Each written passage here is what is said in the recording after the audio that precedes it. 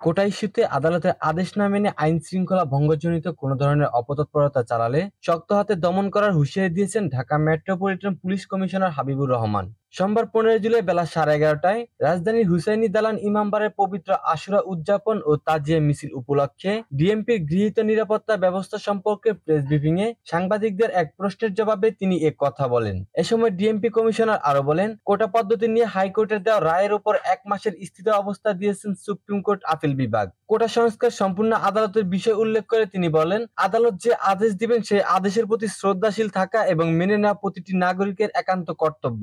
আদালতের নিয়ম মানতে পুলিশ বাধ্য বলেও জানান তিনি। এ সময় তিনি বলেন, পুলিশ যে সকল কর্মকাণ্ড পরিচালনা করবে সেটি আদালতের প্রতি শ্রদ্ধা রেখেই হবে। যদি কেউ আইন শৃঙ্খলা ভঙ্গজনিত কোন ধরনের অপতৎপরতা চালান বা চালাতে চান, সেটা যেই হোক শক্ত হাতে মোকাবিলা করা হবে। কমিশনার আরো বলেন, 17 জুলাই তাজিয়া মিছিল সহ যত ধরনের আয়োজন আছে সব নির্বিঘ্নে করতে প্রস্তুত প্রশাসন, নেওয়া হয়েছে সকল প্রকার নিরাপত্তা। ডিএমপি কমিশনার আরো বলেন, মিছিল ঘিরে উচ্চ ভবনগুলো থেকে নিরাপত্তা জোরদার করা হচ্ছে।